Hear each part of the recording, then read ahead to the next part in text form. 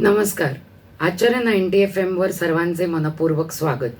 श्यामची आई या पुस्तकातील कथांचे वाचन करत आहोत. आज मी रेणुका आचार्य क्षमेविषयी प्रार्थना ही कथा सादर करत आहे. क्षमेविषयी प्रार्थना. बाहेर पिठूर चांदणे पडले होते. मंदिराच्या गच्चीवर सारी मंडळी बसली होती. दूरचा नदी प्रवाह चांदीच्या प्रवाहासारखा दिसत होता. नदीला विश्रांती माहीतच नाही. सारखे वाहणे तिला माहीत. तिची प्रार्थना, कर्ममय प्रार्थना, सारखी 24 तास सुरू असते. कर्म करीत असताना ती कधी गाणी गुणगुणते, कधी हसते, खेळते, कधी गंभीर होते, कधी रागाने लाल होते. नदी म्हणजे एक सुंदर व गंभीर गूढ आहे. श्याम त्या नदीकडे पाहतच उभा होता. सृष्टी सौंदर्य श्यामला वेडे करीत असे. कधी रम्य सूर्यास्त पाहून जणू त्याची समाधी लागे व पुढील चरण त्याच्या तोंडातून बाहेर पडत. राहुनी गुप्त मागे करीतोसी जादूगरी, रचितोसी रंगलीला, प्रभू तू महान चितारी. किती पाहू पाहू तृप्ती नरे बघून, शतभावनांनी हृदय येई उचंबळून. यावेळेसही त्याची अशीच समाधी लागली होती का? राम त्याच्याजवळ गेला व म्हणाला, श्याम, सारी मंडळी आली, प्रार्थनेला चल. सर्वजण वाट पाहत आहेत. हो, मी आपला पाहतच राहिलो, असे म्हणून श्याम त्याच्यासाठी असलेल्या जागेवर जाऊन बसला.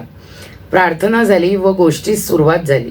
मित्रांनो, प्रत्येक गोष्टीत संस्कृती भरलेली आहे. प्रत्येक जातीची विशिष्ट संस्कृती असते. सर्वांची मिळून राष्ट्रीय संस्कृती होत असते.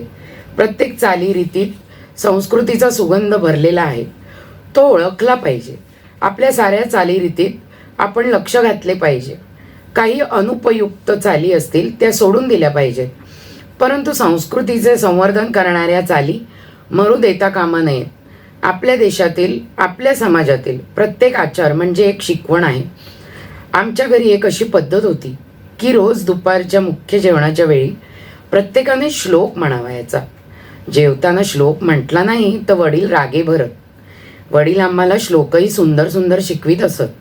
मोरोपंत, वामन पंडित यांचे सुंदर श्लोक व कविता ते शिकवीत असत.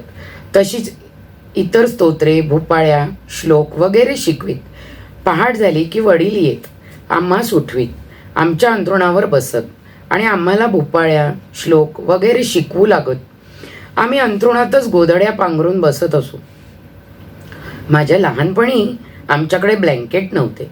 गोधडी, पासोडी किंवा आईची चौघडी हेच पांघरून व अंथरुण असावयाचे. गणपतीची, गंगेची वगैरे भूपाळ्या वडील शिकवीत. कानी कुंडलांची प्रभा, चंद्र सूर्य जैसे नभा हे चरण आजही मला मधुर वाटतात. वक्रतुंड महाकाय, शांताकारम, वसुदेव सुतम देवम, कृष्णाय वासुदेवाय वगैरे संस्कृत श्लोक, तसेच गंगे गोदे यमुने, कृष्णानुजा सुभद्रा, कुंकुम मंडित जनके, देवी म्हणे अनार्या, ये रथावरी झणी यदुराया, असा येता देखे मारावे मजला, अंग वक्र अधरी धरी पावा वगैरे आर्या व श्लोक ते शिकवीत. हे श्लोक आम्हाला लहानपणी पाठ येत. रोज एखादा नवीन श्लोक ते शिकवायचे.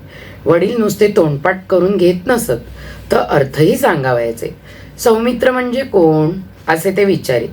आम्हाला सांगता आले नाही तर ते पुन्हा प्रश्न विचारीत. लक्ष्मणाची आई कोण? आम्ही सांगावे सौमित्रा. मग सौमित्र म्हणजे कोण? मग आम्ही सांगावे अंदाजाने लक्ष्मण. भले शाबास, अशी मग ते शाबासकी देत. सौमित्र याचा अर्थ सांगितल्यावर मग राधेय म्हणजे कोण, सौभद्र म्हणजे कोण वगैरे विचारित. जणू शिक्षणशास्त्राप्रमाणे ते शिकवीत. वडिलांच्या या पद्धतीमुळे शेकडो संस्कृत शब्दांचा अर्थ आम्हाला समजू लागला होता. वडील पहाटे शिकवीत तर सायंकाळी आई शिकवीत. दिव्या दिव्या दीपोत्कार, कानी कुंडल मोतीहार, दिवा देखो नमस्कार, किंवा तिळाचे तेल, कापसाची वात, दिवा तेवे मध्यान्हरात, दिवा तेवे तेवे देवापाशी, माझा नमस्कार सर्व देवांच्या पायापाशी वगैरे आई शिकवत असे. आम्हालाही त्यामुळे पाठ करण्याचा नाद लागे. दुपारी जेवणाचे वेळी जर वडिलांनी न शिकवलेला परंतु आम्हीच पाठ केलेला श्लोक आम्ही म्हटला तर वडील शाबासकी देत. त्यामुळे आम्हास उत्तेजन मिळे. गावात कुठे लग्नमुंजी पंगत असली की उत्सवाची समाराधना असली तेथेही मुले श्लोक म्हणत. जो श्लोक चांगला म्हणे त्याची सारे स्तुती करीत. अशा रीतीने घरीदारी श्लोक पाठ करावयास उत्तेजन मिळे. जेवताना सुंदर काव्य, सुंदर विचारांचे श्लोक कानावर पडत जणू ते ऋषी तर्पणच होत असे. गावात कुठे जेवणावेळ असली तर आमच्याकडे बोलावणे असावयाचेच.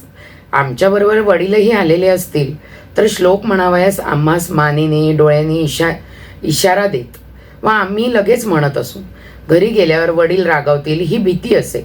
मला श्लोक जरी चांगले व पुष्कळ येत होते तरी पंक्तीत मी लाजत असे. माझा आवाज फारसा चांगला नव्हता व सभाधीटपणाही नव्हता. लहानपणापासून मी समाजाला व समाजाच्या टीकेला भीत असे. मी लाजाळू पक्षी आहे. अजूनही फारसा माणसाळलेला नाही. मी लगेच कावराबावरा होतो. श्लोक म्हणत असता कोणी हसला, कोणी टीका केली तर मला वाईट वाटे. परंतु वडील जवळ असले म्हणजे मुकाट्याने म्हणावयास लागे. तेथे गत्यंतर नसे. त्या दिवशी गंगू आप्पा ओकांकडे समाराधना होती. त्यांचा आमचा फार घरोबा. आमच्याकडे आमंत्रण होते. माझे वडील बाहेरगावी गेलेले होते. दुसऱ्याच्या घरी जेवावयास जाण्याची मला लहानपणापासूनच लाज वाटत असे. परंतु कोणीतरी गेलेच पाहिजे होते. हजेरी लागलीच पाहिजे, नाहीतर तो उर्मटपणा माजोरेपणा दिसला असता. त्यांचे मन दुखाविले असे झाले असते. वडील घरी नसल्यामुळे माझ्यावर जेवावयास जाण्याची पाळी आली. दुपारी स्नान सांगणे आले व थोड्या वेळाने मी जेवावयास गेलो. कणे रांगोळ्या घातल्या होत्या. केळीची सुंदर पाने होती. मी एका आगोतलीवर जाऊन बसलो. उदबत्त्यांचा घमघमाट सुटला होता.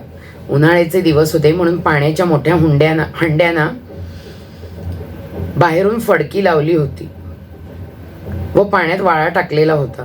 घरोघरचे कोणी आले की नाही, का आले नाही याची चौकशी झाली. जो येणार असून आला नसेल त्याच्याकडे हातात पळी पंचपात्र देऊन एखाद्या मुलाला पाठविण्यात येईल. सारी मंडळी आल्यावर पानप्रोक्षण झाले व हर हर महादेव होऊन मंडळी जेवावयास बसली. मी मुकाट्याने जेवत होतो. श्लोक म्हणावयास सुरुवात झाली. मुलांनी श्लोक म्हणण्याचा सपाटा चालविला. कोणाकोणाला शाबासकी मिळत होती. बायका वाढीत होत्या. एखाद्या बाईचा मुलगा पंक्तीत जेवत बसला तर ती आपल्या मुलाला विचारी, बंड्या श्लोक म्हटलास का?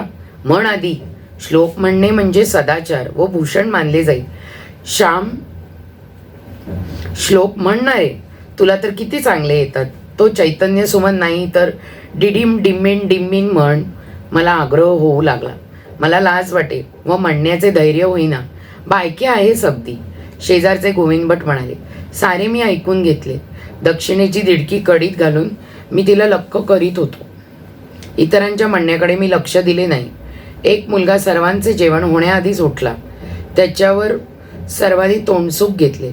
आधी उठणे म्हणजे पंक्तीचा अपमान असे समजण्यात येईल. जेवणे झाली. सर्व मंडळी उठली. मी सुपारी वगैरे खातच नसे. वडील फार रागवत सुपारी खाल्ली तर. विद्यार्थ्याने सुपारी विडा खाऊ नये अशी चाल होती. मी घरी आलो. शनिवार असल्यामुळे 2 प्रहरी शाळेला सुट्टी होती. आईने विचारले, काय रे होते जेवायला? भाज्या कसल्या केल्या होत्या? मी सारी हकीकत सांगितली. आईने विचारले, श्लोक म्हटलास की नाही? आता काय उत्तर देणार? एका खोट्यास दुसरे खोटे. एक खोटे पाऊल टाकले की ते सारा वयास दुसरे खोटे पाऊल टाकावे लागते. पाप पापास वाढवीत असते, दृढमूल करीत असते. आईला मी खोटेच सांगितले. श्लोक म्हटला. आईने पुन्हा विचारले, कोणता म्हटलास? तो म्हटलेला लोकांना आवडला का?